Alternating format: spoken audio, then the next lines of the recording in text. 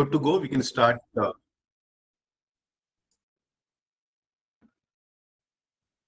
Hi, a very good morning. This is Sumit here, and welcome to our webinar on HR in Future Trends and Predictions, where we delve into the dynamic landscape of human resources and explore the emerging trends shaping its future trajectory. As organizations navigate through unprecedented changes driven by technological advancement, shifting workforce demographics, and evolving societal norms, it becomes imperative for HR professionals to anticipate and adapt to these transformations. In this session, we'll unravel the key trends and predictions that are set to redefine HR practices, offering insights and strategies to stay ahead in this rapidly evolving field. Join us as we embark on a journey to uncover the future of HR and unlock opportunities for organizational growth and success with our key speakers from across the industries. So let me introduce our speakers for today. So I'll start with Anto Kumar. Anto is an HR professional with a wealth of experience accumulated over 34 years across diverse industries.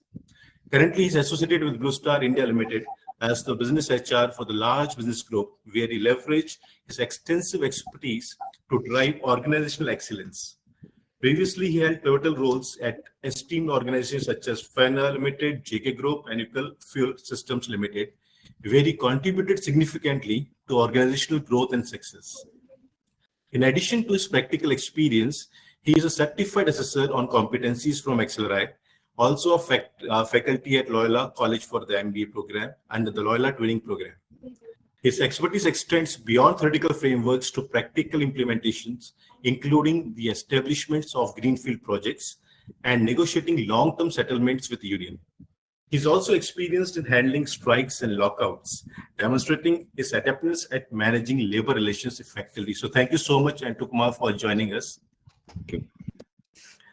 So let me move on to the next speaker for the session, Binod Kumar. So Binod, with over 25 years of work experience spanning across diverse industries such as manufacturing, paint, textile, and alcoholic beverage, he has cultivated a rich and varied professional journey. His career commenced with Asian Paints, where he laid the foundation for his expertise. Throughout his career, he had the privilege of working across different locations in India, gaining invaluable insights and experiences. He is currently associated with Carlsberg India Private Limited as General Manager HR Supply Chain. So thank you so much, Binod, for joining us. Yeah, thank you. And next speaker for our session is Partha Sarathi Guha. He is an experienced HR professional with a demonstrated history of working in the ATIC, food and beverages, chemicals, telecom, ITES industry. Partha has more than 22 years of experience in the areas of compensation and benefits, payroll, HR operations, HR automation and analytics, performance management, reward and acquisition, budgeting and audits. Partha also has worked on various projects as long-term settlements, process transitions, and HR website development. Partha currently is heading the compensation and benefits for South Asia region for Intertech India for approximately 3,500 plus employees for India, Bangladesh, Sri Lanka, and Mauritius. He has worked with various companies of repute like Wipro, Bharti Airtel, Carlsberg India, and PI Industries. So thank you so much for joining us. Hi, thank you. Let me start with the first question. So the first question is for, we'll start and with you. How do you envision the role of artificial intelligence in shaping future HR practices? Yeah, thank you. And first of all, appreciate for this organizing this webinar as well, Spectrum Talent Management team. I would really appreciate that. And also thanks for getting me into this panel. So now moving on to the question, what you have asked for in terms of artificial intelligence. Yes, artificial intelligence is gaining momentum as of now. There are various ways with which we will be able to effectively utilize this technology into the system. Like we have in Blue Star, what we have just started the journey in terms of artificial intelligence is concerned. So we have an app called Starry, a chatbot, where we have instant queries which are being raised by the on the HR policy systems and processes. So the employee can raise any question to that chatbot, and then there is an instant reply which comes, because generally employees tend to ask many questions related to the policies, processes, and all those things. This is a general trend which happens. So we thought that's a good idea to take it up and then do that. And we have already implemented it, and it's being giving good momentum and good appreciation, and then employee experience as well. So this has been a great experience with the employees. And if you see going forward, we also plan to take it forward with the in terms of talent hiring is concerned, because the kind of applications we get and how do we screen those applications and then take that forward. And also the other aspect is the talent retention. Okay, how do we make a predictive analysis in terms of the talent attrition is concerned? So there are various ways which artificial intelligence is definitely a boom to this technology, and it will help us in terms of making predictions, analytics, and going forward accordingly. I think very well captured points. So I like to highlight that also. I think the employee grievance handling, I'm sure that will add a lot of value to the employees when the things are getting immediately addressed. I think it's a great initiative. And so I think the client associate retention, the employee retention basically, which I think you discover predictive analysis. I think we're all talking about HR analytics, predictive, that really helps in HR, because controlling attrition, even with the model today we are working, hybrid model, and I think that really helps. So thank you so much. So we would like to add on this further. Any other insight you'd like to share on this?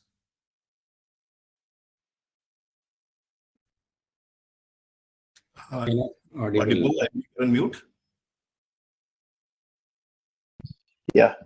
So I'll just, I think Anto has covered some of the things, but the few things which I really like to add, which are the very practical things. See, this AI-based interventions and all, they're very good. Really, they have a lot of value with them. The only thing is that where we are using and how we are using effectively, that is the key. Yes, I do agree with Anto that we should use them in the routine work. Let me tell you a few of the things where our HR folks are highly involved. When people make a call related to policies, people make a call related to routine activities, and they get indulged in getting all this. If AI-enabled systems are well in place, I think people can get the support. See, the reason being the way people have migrated to a customer support. If you see, in a day-to-day life, people are very friendly calling a customer support executive and getting the help. So in HR also, if the routine activities are put into the AI enabled system, I think it will be a great help. So the core role of HR will move from a routine activity to more into a strategic role where people can utilize their time effectively. So I go with you. Yes, at Carlsberg, we have not embarked on this journey, but yes, this journey is catching up. Generative AI in HR is catching up very quickly, and hopefully it is just the time. Immediately we can also switch to, our organization can also think of going into AI. I think in the Europe and other countries already AI has, at Carlsberg also AI has been introduced. Hopefully in India it will be coming very soon. So I think the routine things or the transaction things can be covered, but at the end of the day, I think the technology cannot replace human touch, the element. I think that's what we are discussing, where the touch has to be there, people can connect, right? So Partha, you like to add anything on this? Yes. So in fact, of course, Binod and Anto has covered majority of the things, but I would have a different impact perspective on this altogether. Because see, what I have seen, that AI journey has started long back, and if you remember, it was started in 2015. So giving an example, so let's say Amazon, it's a huge one, and it's a disruptor in the market. They started this thing called Amazon Go, where you just enter the shop, you just don't swipe anything, you just pick up the things and you just walk out.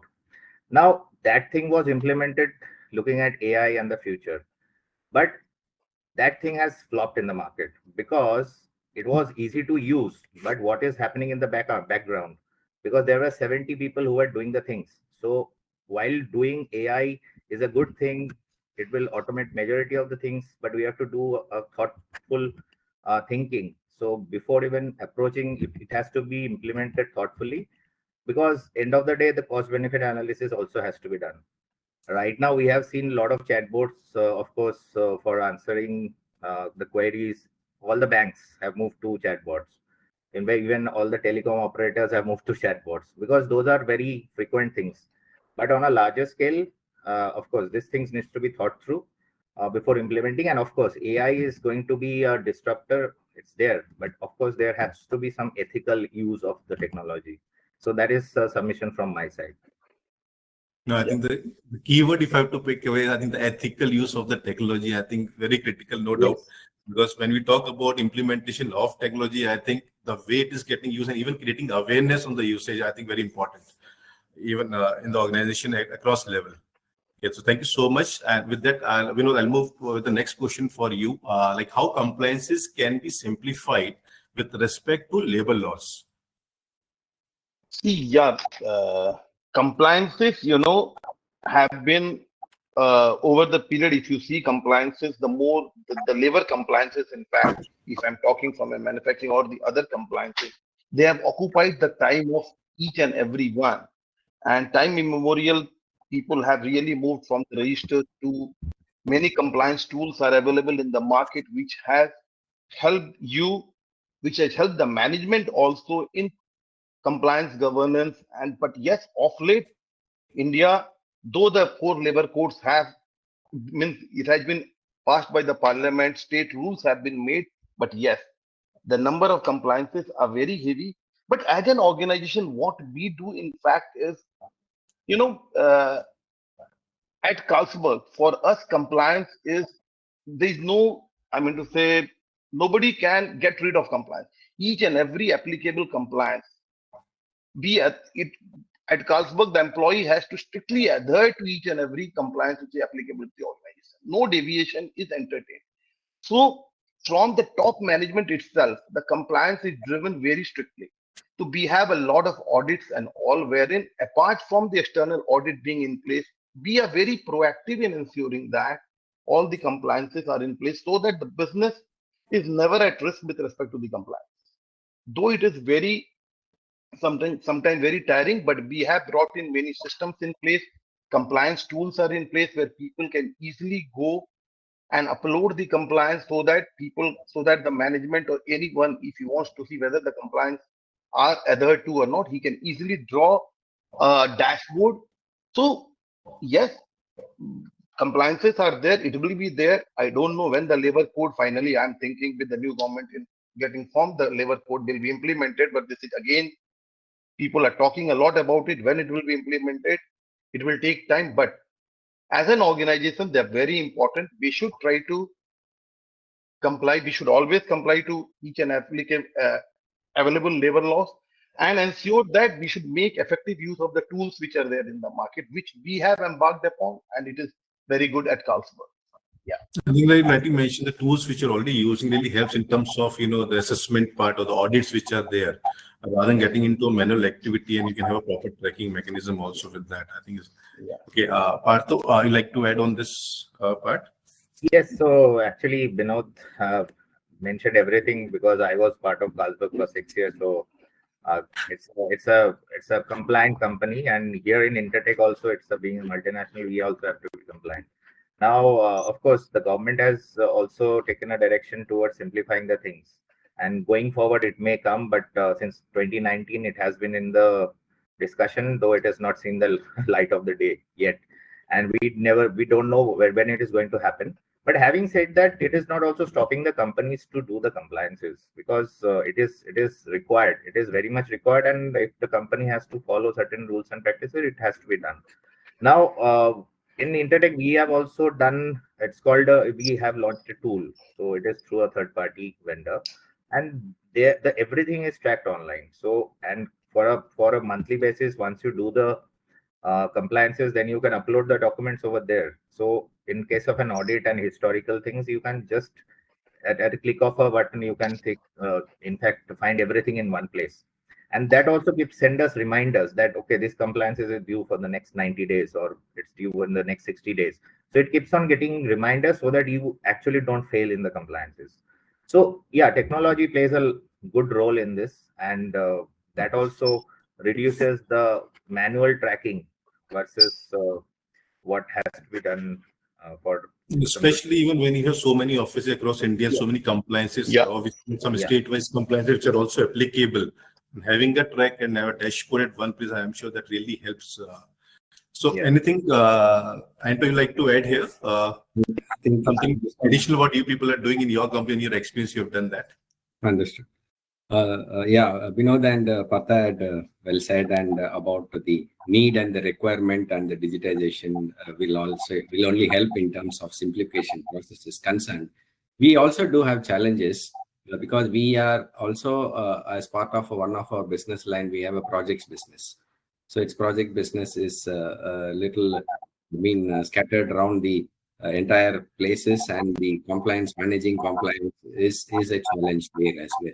But of course, while so, the need is that compliance need to be managed, because the enforcement authorities are also a little smart enough to know that where to target and how to send notices, and it is the directors whom they send notices, and down the line this creates a lot of impact. So to avoid that, at least we are very, very cautious, and want to ensure that of course compliance has to be ensured, but still more vigilant, and how to take it forward. So in terms of simplification is concerned, there is no shortcut for compliance. See, what is the rule and the law has to be followed. Okay, but how do we manage it by way of digitization is one. And there are certain laws which are directly enforced, and there are certain laws which are aware, the enforcement authorities are also aware that this will impose a challenge and we will not be able to. But basic minimum requirements like the Minimum Wages Act, the Provident Fund contribution, ESIC contribution, these are very, very critical things which need to be adhered to, while also others are also essential. For example, is that the bank transfer payout is one requirement which is there already. But the enforcement is not that great on that. Still, there are payments through other modes and means. So like that, the enforcement authorities are also aware of certain challenges, but key requirements of the compliance is essential. And I think we need to understand that, keep updates on this compliance changes, what is being happening around, and then keep going. I'll just like to add here one Yeah, thing. I'd like to add here, as Andrew said, that compliance is not no shortcut, See, if you are a compliant company, your employees look at you from a very different perspective. They start looking at you, see, this is a compliant company. The culture of compliance is there. The new employees who onboard, when they try to find out about your company, they try to see whether the company is compliant or not. So it adds value to your employer branding also.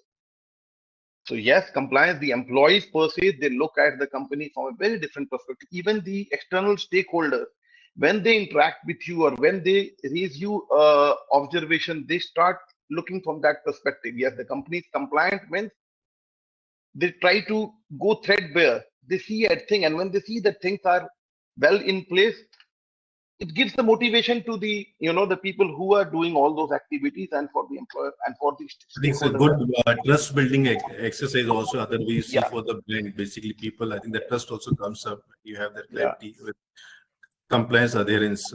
But I think one important thing, like you mentioned about the tools also, during our discussion, and I'm sure that really helps because now the tools are available when it is configured. Like you mentioned, that it has to be updated on a regular basis. So I think it can give a lot of information depending upon the geography or the type of industry or the compliance which are applicable, which really helps rather than getting into all those research work or getting into region-wise understanding. I think this gives you a quick snapshot, which makes the life easy, what I believe. There are tools which are available and they configure like the changes which are happening, the different laws which are applicable. Because, for example, in some cases, PT is applicable. Some states will not find that. And when you go and check in those tools, I think you get a complete information once set, what all things are applicable as per the industry or as per the location or as per the number of employees you're having there. So great. I think thank you so much for sharing your views. So let's move to our next question. So Partho, I'll start with you on this. So I think we all have seen recently many layoff cases and how the cases has been handled, how the impact of those cases are basically on the life, not only on the employees, but also directly, indirectly to their family members. So the question for you is basically, is the job insurance consumptive considering the layoff happening across the industry, which not only impact the employee, but also their family? So your views on that? Yeah, so see, job insurance actually could potentially provide a safety net for employees. There is no doubt about it. And at the time of facing layoffs, it actually offers financial protection and stability.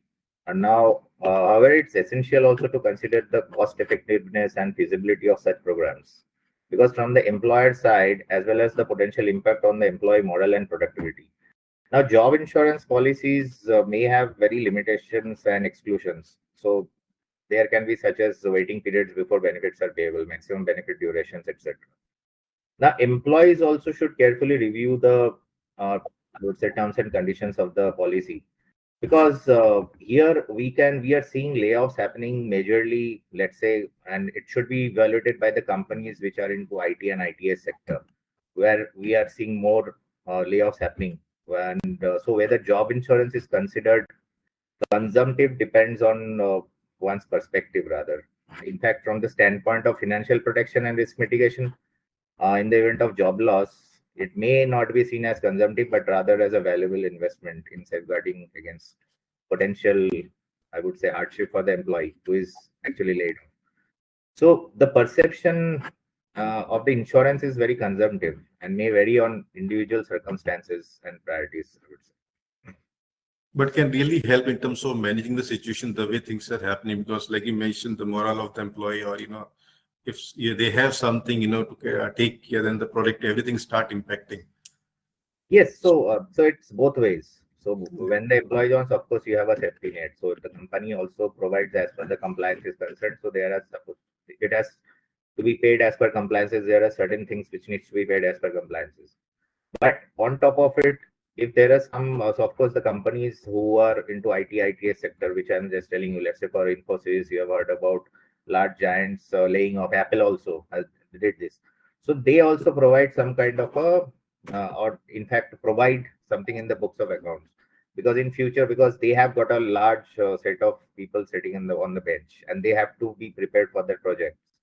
So, of course, it is consumptive enough. Great, thank you so much. So, Anto, your views on this? Layoff is directly attributable to the market conditions. It depends on the customer where the business is being done. It is directly attributable to that thing. Now, coming to the security part in terms of when there is a layoff, I don't see any so far come across, or we also do not do, that there is a job insurance which is taken for employee for this.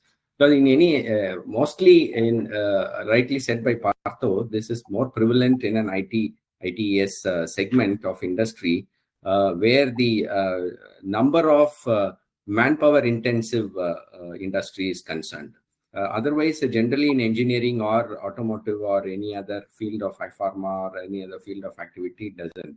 But this trend is now more prevalent, especially with the current season. It is just starting with many companies, as rightly given examples by Partho on Apple, and all even other companies are following suit on this in terms of the layoff is concerned.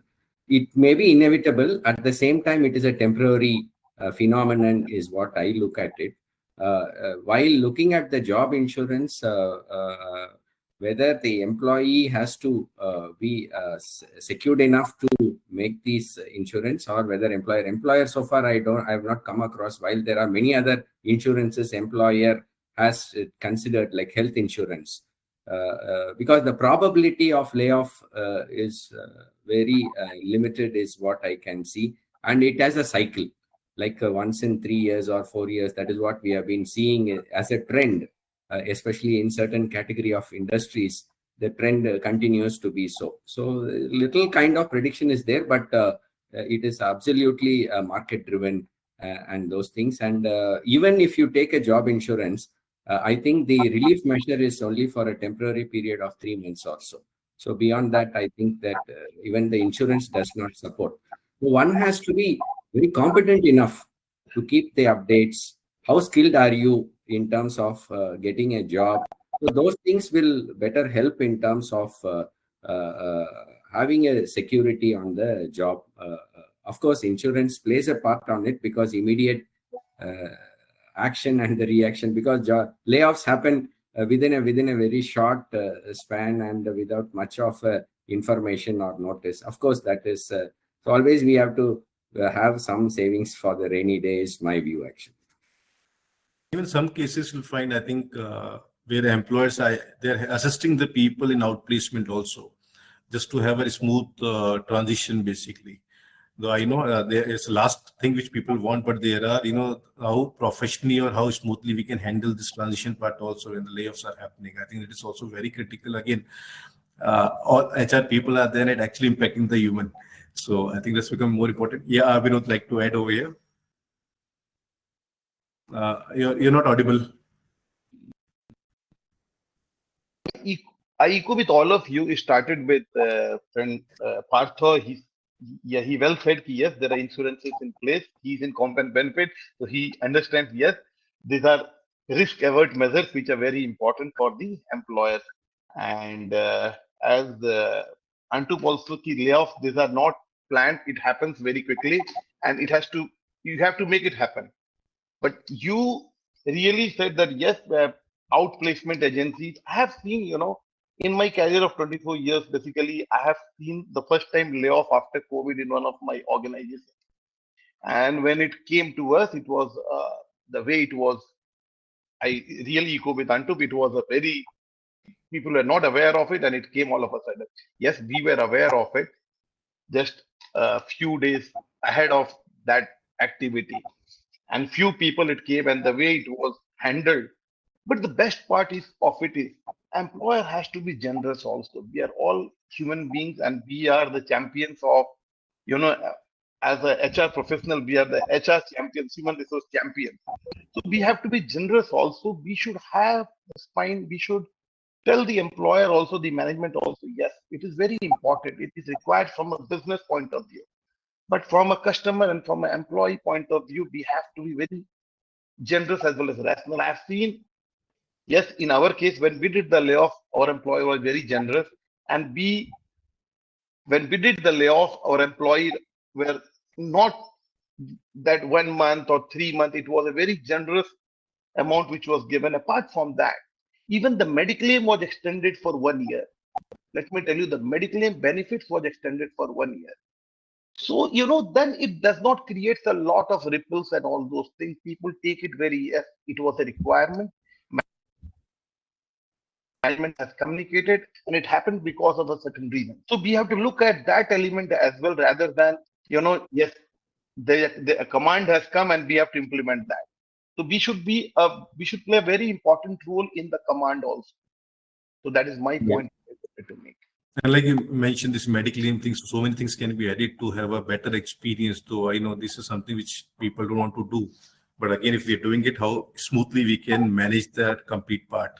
Okay, we had an employee assistant program. We had an employee assistance program. We had a counselors. We had a placement agencies, many things. Yeah. And that can really help, and that trust will always remain, because they know, they understand there's a limitation, but still the company is trying to support them during that particular phase also. I think that really helps as an employee.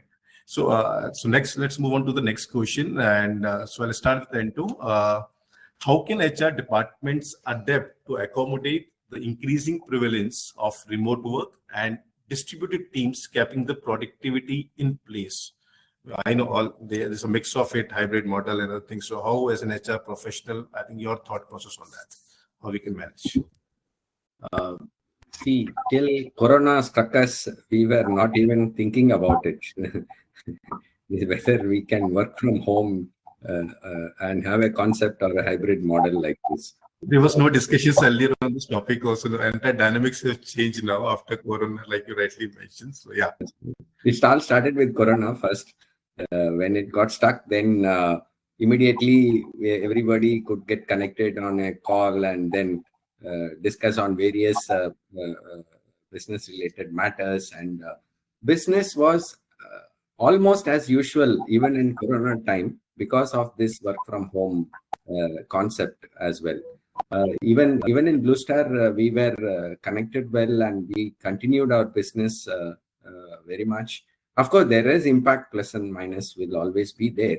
But business, whether business continued, yes, because we are also doing a service to customers. So of course, air conditioning is an essential because medical was fully operational, and we had to service those teams, and we have taken emergency fast. That was during that corona time and all those things.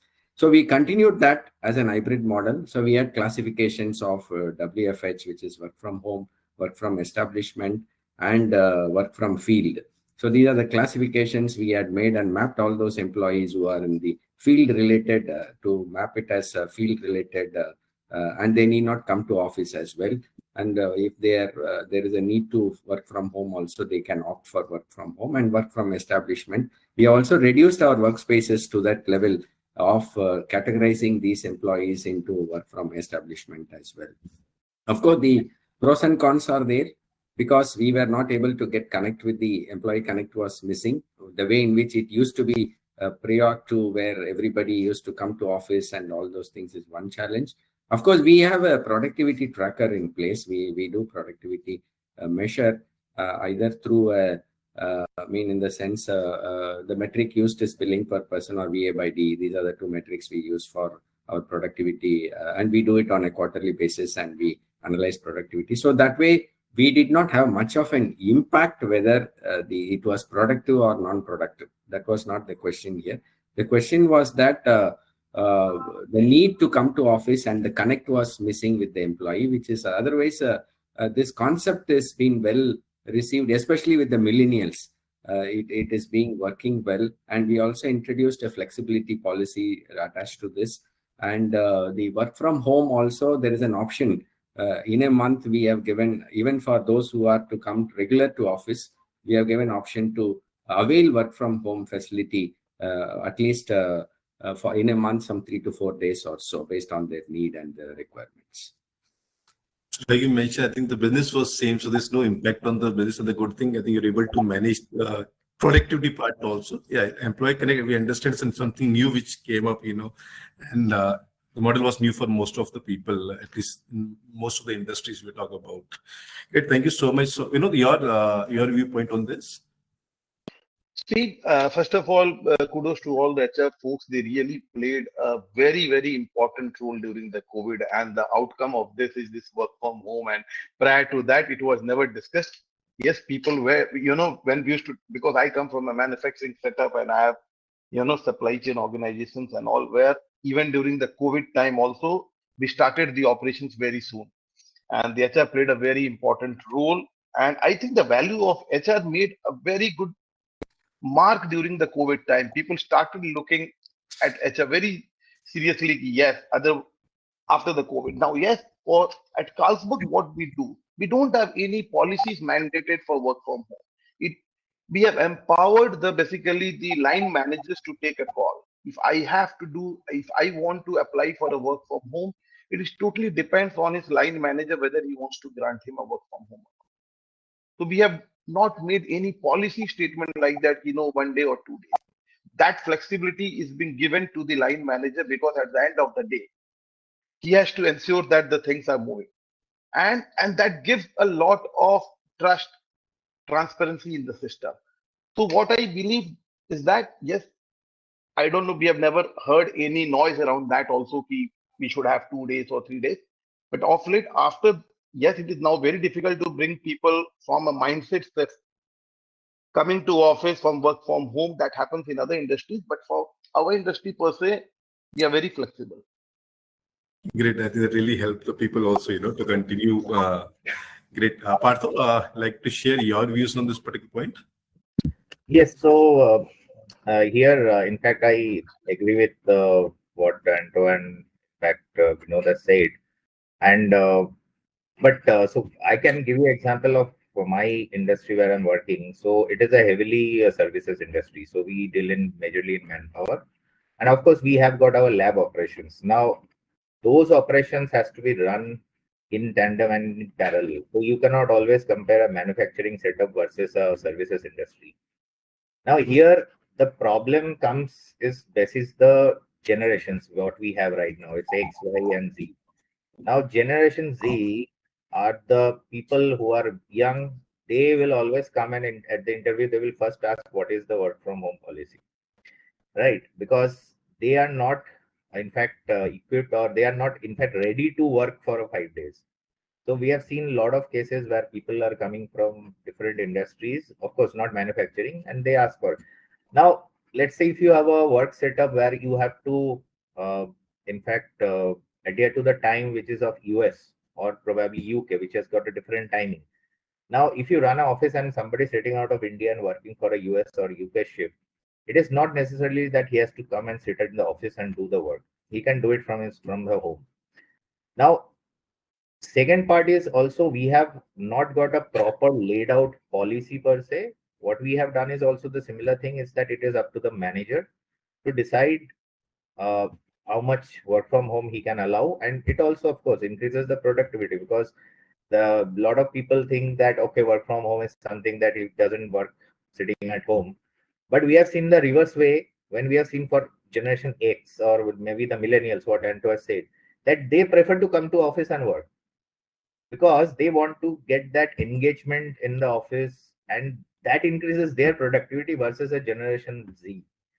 So that is something which is a very stark difference which we are seeing in the industry right now. Great. Thank you so much. So we are getting a lot many questions also for you, which will cover up, in the last, few will pick up randomly. So audience, I'm requesting, please keep sharing your questions. We'll cover up the last part of the session. So with the next question, I'll move on to Binod. We keep talking about gig economy, gig workforce. So in what ways do you foresee the gig economy shaping the future of HR policies and practice? Because there's a different challenges when you manage the gig workforce. So your thoughts on that? Yeah, a very good question. And this is really the gig economy is catching up in a big way, though in the labor code also a lot of, this gig economy, the compliances have been laid out very clearly. I have never worked in a gig workforce, but what I have heard basically and what I'm hearing is that it has provided a very mass employment. So when it comes with a mass employment, the social security norms has to be also taken care of. So the employees who are in the gig economy, though they're basically in the service sector, they're highly in the service sector, and for them, they're individual, sometimes they're very individual contributors, sometimes they are linked with some kind of company like Zomato and Blinkit and all, and they serve at your doorstep. So the life has become very easy. So my only if I would have been in that place from an HR perspective, I would have taken care of their social security, their mediclaims, the kind of effort, because they're mostly on the roads. So their safety, the safety of the employee and the safety of the family in short term and long term should be taken care of. So from a policy point of view, we should frame policy in such a way that their safety security is taken care of. So this is what my input on this. And I think today we're not having too many policies. If you talk about from the big workforce perspective, it's more of a temporary staff or the permanent. I think that's a very valid point. And I think apart from the employer thought process, there's a change in the thought process of a candidate also.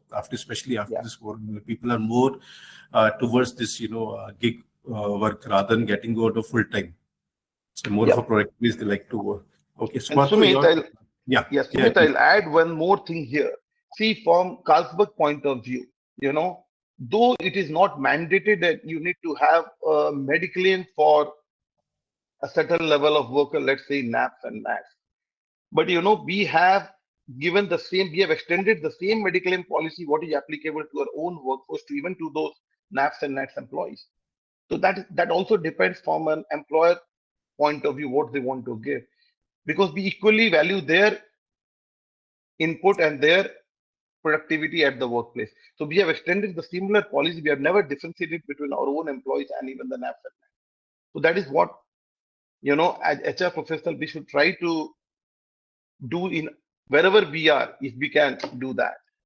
And this is important in terms of social security, also the safety Yeah. of an employee, whether it is a gig workforce. And I think good companies are taking, call on that particular part also. So thank you so much. So yeah, Partho, your views on this?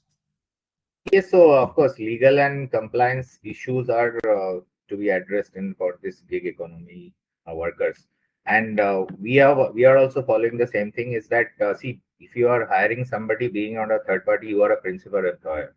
So that also gives you, in fact, being a principal employer, you have to follow compliances. So that's why we have also extended the medical coverage, which is actually a basic need. But having said that, I was just coming to the other point of that the generations which we are talking about.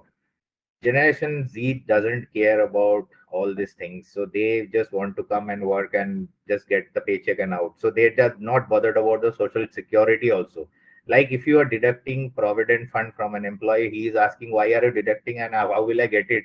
So all those things remains. So they are not really bothered about the social security being at this age. Now, that also doesn't stop us to provide the safety net. So you have to first of all make the policies which is legally. In fact, it has to be, as I said, that to avoid any potential legal and compliance issues. So that is the submission from my side. I think the very valid points you have added. So with this, thought is to cover, more and more questions so that, people get more insight from our experts. So let me move on to the next question for Anto. I'm sure the topic is more from the HR perspective. We keep talking about diversity and inclusion. So just your thought process, what are the strategies do you recommend for fostering a culture of diversity and inclusion in the workplace? And it's the topic which we keep discussing. So your thought process on the strategies. Yeah. Yes, of course, this is gaining momentum very well, especially with the diversity, inclusiveness of diversity, diverse workforce. If I'm not wrong, this came up sometime in terms of government wanted to bring in a legislation in terms of quota reservations on the, especially at the time when the thought process was there, it was related to caste, religion, and all those things was one of the criteria.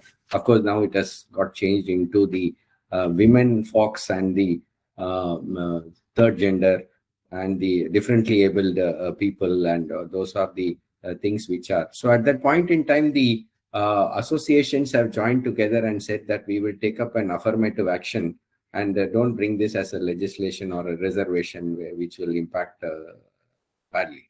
Of course, while said so, it is gaining momentum, especially to start with. We have also have a target of so much percentage of women folks should be engaged, and especially at the top level, the mid level, and the junior level. All the three segments we are wanting to promote and include women folks, that we have fairly progressed very well in terms of their engagement is concerned. Especially, we have also tried and tested to engage women folks at project sites as well, which is a remote kind of a location to work for, because the working conditions are different in those locations. But still, the women force also show interest to take up such challenging roles as well. So there is no dearth in terms of taking challenges. That is what we have come across in terms of our experience is concerned. And the other segment, what we are further exploring is on the engagement of the differently abled people or and the third gender as well. Because as a society, the need is to ensure that there is an inclusivity in terms of the workforce engagement is concerned. Moreover, if we look at the trend and the productivity also, slightly there is an improvement when there is a cross in the sense engagement of workforce is concerned. So this is definitely going to add value to the organization and to the society as well. And I think we will be able to take it forward and promote this No, I think one point you also mentioned third gender. I think there's a lot of discussion is happening on this. Even you know, lot of initiatives from the government side also. I know there's some tea stall started at a railway station, the first tea stall of transgender, and from the east, I think the first person who became the judge. So many things are happening, but I think a long way to go because I think the major challenge comes in terms of the acceptance at the employee level because the type of society we have been into. I think this is something where what I feel, I think a lot of awareness and the through training we need to create so that the acceptance level is there. I know there are other challenges when it comes to policies, it comes to infrastructure, but I think a long way to go on this. So, Partha, your views on this? The diversity, of course, is one big piece which is happening worldwide, and we have also embarked on that journey. We have first actually started to capture on the female diversity piece for the time being, and we have also have some targets, and there are multiple, in fact, business lines we have in our industry. So that's where we are facing a lot of challenges to address. Where, let's say, for a workforce who are working at remote locations, or who are really rather, I would say, a frontline sales guys or somebody working at remote locations. In our case, in inspections. So that is where we are finding challenges to how to replace or how to improve the diversity over there. Diversity is very good in terms of where we are in fact it's in our office. There are office jobs, and if it is sitting in a metro or something, so it is actually a directive which has come, and it has to be rolled out from the top. So a lot of managers, and in fact we are also rolling out positions which will be exclusive only for female hiring. So we are not even entertaining any male candidates to do so. That is how we are pushing to improve the diversity culture in the company. But yeah, Well, yeah, manufacturing sector also, a lot of joinings which are happening where females are joining. I think employers are actually looking 100% manpower, hiring females there. yeah. So let's say if I, as I see four regions, so our diversity is very good in Sri Lanka, or say in Mauritius. For that matter, Bangladesh and India is where we are, in fact, lagging behind what exactly is our target to be. But there are multiple business lines within India where we are well ahead of even Sri Lanka or Mauritius, if I were to compare internally in the scheme of things. But as I said, that let's say for a forward look, in fact, frontline sales or guys who are working remotely, because we are into inspections and there are cargo inspections which is happening, which we cannot even, in fact, have women manpower working. It's like a dream. If somebody is able to do it, of course, we are pushing for it. So that's the challenges are there, but yeah, of course, it has to be improved because it has its own benefits in the long term. Great. Thank you so much for sharing the insights here. So, Vinod, I'll move on to the next questions and start with you. I think obviously we keep discussing about HR professionals. So, a quick question for you: how can HR professionals prepare for the potential challenges posed by rapid technological advancement? A lot of things are happening in and around. So, how if you like to share your views on this? Yeah, the view is not different. The HR, like other functions, also they have to always be upskilled, and they have to be, in line with the technological interventions or the disruptions which are taking place. Because if HR is not well equipped, basically, the flow starts from people look at HR from a perspective that these are the people who are the employee champion. They are responsible for each employee development agenda. So if HR itself is not ready for the next big jump, then how they're going to enable the same across the organization? So HR has to be always be ready to meet the business ever-changing business requirement, because changes are happening very rampantly, and HR has to be ready. Few things, what comes to my mind which are very important, like we are talking about diversity, equity, and inclusion. Inclusion is a very important agenda which HR has to drive. In diversity also, HR has to drive a very important agenda. What people say, they have to change the language of the organization. People don't want to be called as a diverse, she's a diversity candidate or he's a diversity candidate. So those languages have to be changed. The communication has to change. people have to be more inclusive. So HR has to play a very important role. HR also has to make its seat presence, its presence in the organization. People should start valuing HR. Of late, yes, a lot of people have started valuing, not from a perspective that they are responsible for administrative work or something like that. When we carry out we talk about the talent development plan, when we talk about talent management plan, are we ensuring that all the policies and framework which are in place, we are regularly monitoring it, we are regularly communicating with the people. If we are doing, let's say, an employee engagement program, are we continuously, or it should not be a tick in the box, it should be a real engagement, because it is anyhow driving a business. It should be linking to the business objective. So yes, HR has to always be ready for the next thing which is happening, and this is my submission about our role. Great. Thank you so much. Anto, your views on this? Yeah, see, technology is part and parcel of today's need and requirements. So we cannot shy away from that. And then it is good that we need to, because there are various things, reasons for that we need to fall in place along with the technology. One is that, of course, the example of the corona. Without technology, we would have not even able to manage and sustain, and it would have had a very, very great impact. So having said that, now going forward also, the need, the expectations, the market expectations, the employee expectations, if we have to meet the expectations of the people, either the business or the employees per se, I think we need to gain momentum into this and see how do we embrace technology and then keep our processes in a systematic way or a seamless way.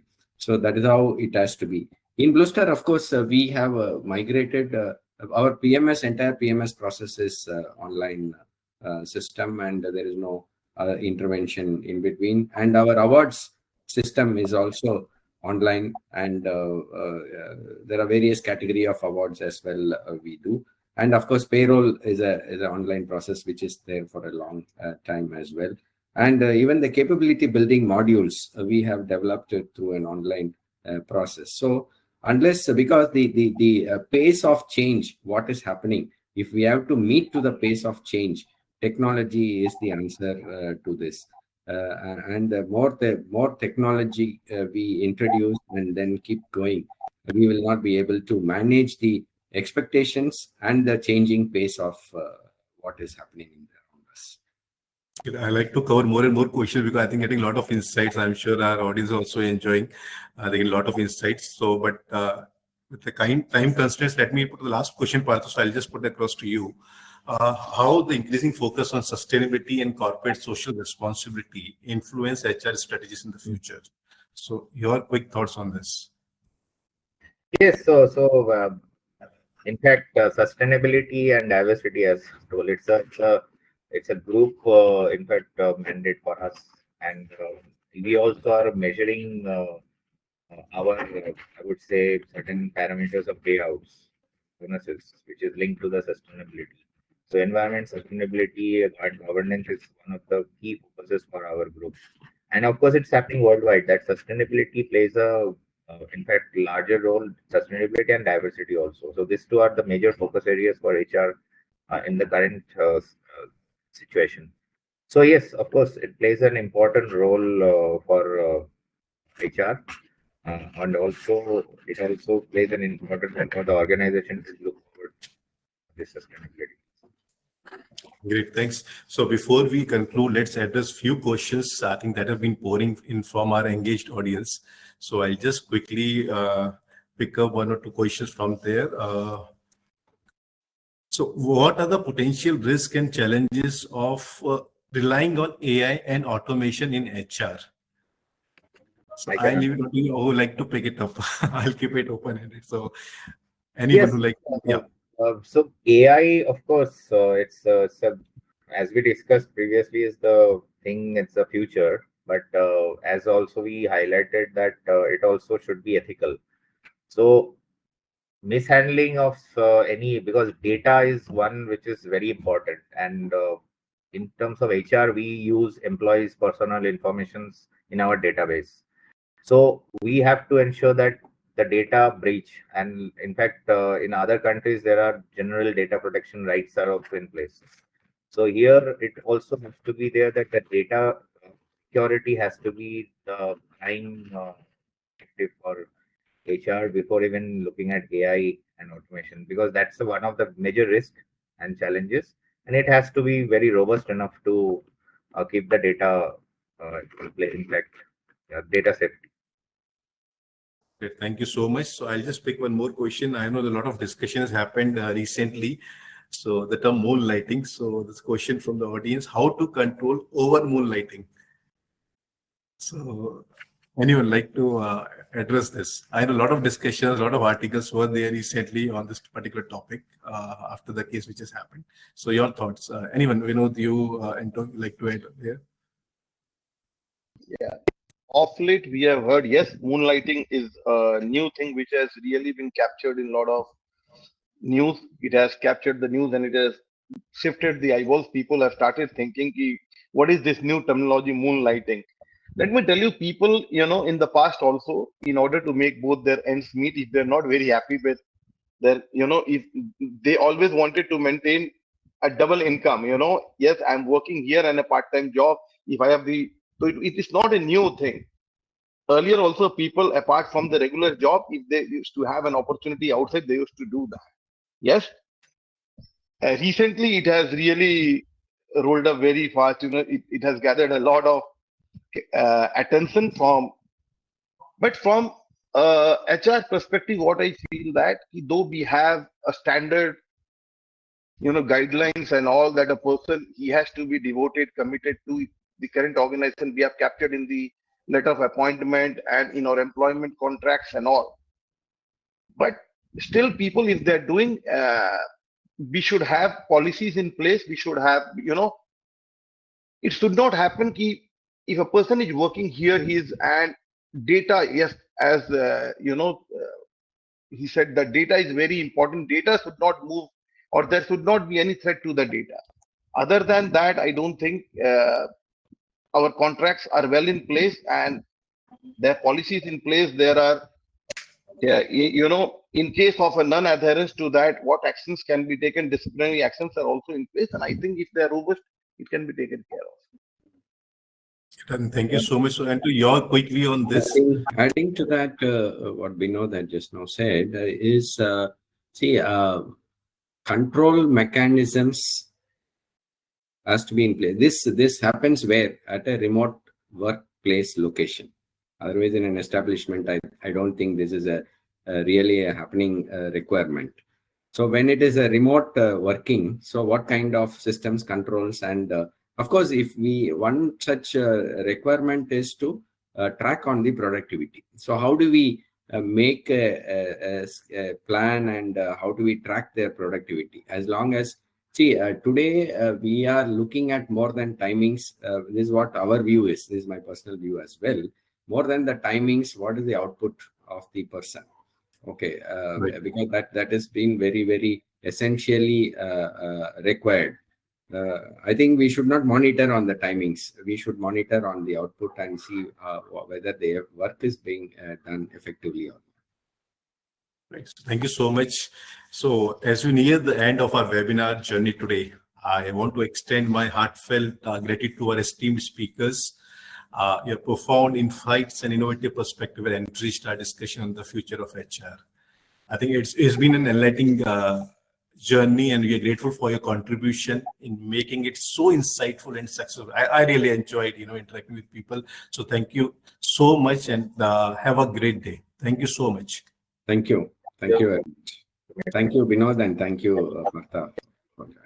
Thank you. Partha, thank you. Thank you very much. Thank you. Thanks. Have a great day. Thank you. Yeah, we'll connect. Yes. Thank you.